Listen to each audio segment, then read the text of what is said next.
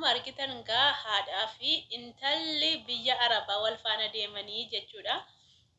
Bidicha dhaggeeffadhee xumureen jira. Haati intalli biyya Arabaa deemtee jennaanitu ani si biraa nafuu jettee naati. Haadha akkasii ilaalamee tokko tokko maaltu jira dhugaa rabbi waan nama ajaa'ibsiisudha. Namtichimti intervii godheyyuu baay'ee ajaa'ibsiifate. Baay'ee dinqisiifate dhugaa dubbachuuf immoo baay'ee nama dinqisiisa baay'ee nama ajaa'ibsiisa jechuudha. Intalli biyya Arabaan deemaa jennaan intalli buna danfisuu malee waxii waxuun beektu biddeen tolchuun beektu bakka hiriyootuma isheetii wajjin taphattee galuu malee xinnoo jireenyi hin jiraa mitiire biyya Arabaan deema malee jettee naani otuun mormi qocitee si biraa hin hafuu anillee si duukaan deemuun qaba jettee haati ati deemii ani si booddeen dhufattanii paaspoortii midhaamna baafattee mucaa duukaa xabu.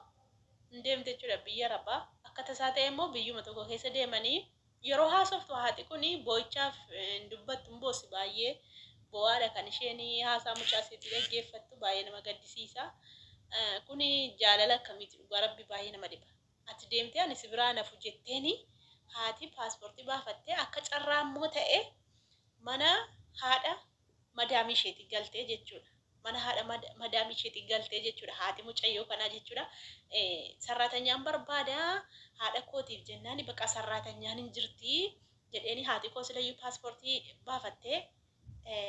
qophoftee dhufuudhaaf waan ta'eef saniin booddee ishee ergi sarratanyaa barbaadanii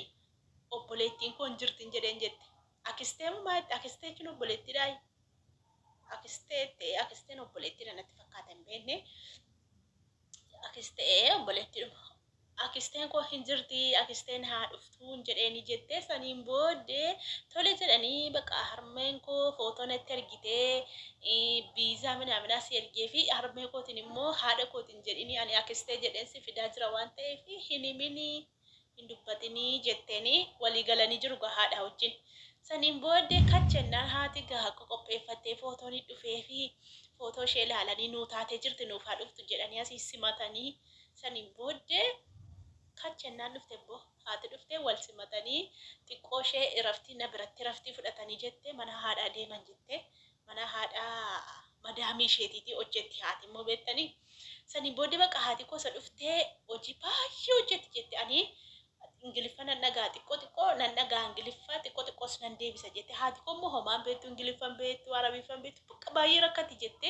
saniin booddee bakka ani isheen beeku haadha kootti kana godhi haadha koo dura ji'a 3 dhufe jette ji'a 3 wal dursinaa saniin booddee kan akkasi jedhee itti mattee qabatte isheen bakka na caalaayyuu hojii jette haati koo na caalaa hojjetti jette baay'ee akkasitti hojjetini jedheni bakka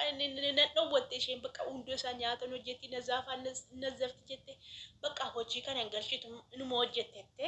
bakka achi deebee dinqisiifachuu jammarette ani gaafan jammara dhufette algaa tokkotti siree hafuudhaaf sa'aatii 6 natti fudhatette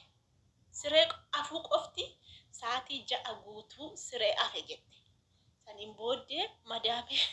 madaamiin sa'aatii 9 hojiidhaa galti ani amma sa'aatii 6 sireen hafatte sireen achiinis nan baate asiinis nan baate waliin qabatu sireen guddaadha jette ani takkaa hojii hojjedheen beeku jette buna danfisee haadha kooti kennu malee nyaata hojjechuu waxii waxuu biddeen tolchuu siree hafuu mana qulqulleessuu waan tokko hin beeku ani as dhufeetan argetti bakka san booddee madaamiidhaani akkamittitu haga hammanaa otuu mana qulqulleessinii na edde siree tokkotti hafte jenna ani hin beeku nan shaakala nan lolinii nan baradha jedheeniin as taraddee ani waa nama dhoofsuun jaaladhu jette haati koo jette isa dhufte siree sirriitti hafatte siree sinafti jette bakka hojii hundumaa beetti haati koo jette ana caaltetti hojiidhaan ana caalte obboleettiin kee bareedduudha obboleettiin kee baay'ee hojii hojjette obboleettiin kee si caalti jedhaniitu bakka hin jajatu haadha koo jette bakka isana haadha kootiin biyya tokko keessa guyyaarraa wal arginu nan gammada miti bakka waanuma hin jedhu wallaale jette haatillee bakka ani biraana fudheetan dhufee mucaan kwaasii hojjette ani immoo biyya keessa hin jiraadhu dheetan dhufe jettee hin boos bakka haati mimmaa qabachuu dandeessu baay'ee tokko boosii garana nyaatte dhugaa rabbi haati sun iyyuu immoo jechuudha. Egaa akkasitti hojjetanne biyya galle jette wal gargaare kun akkasitti hojjetanne biyya galle jette ilaalaame dhuga lama ta'anii iddoo wala yaa rabbii gayya maalo otuma ni waggaatti argeewu nan gammadaan dhugaa rabbi kan wajjin hojjechuu miti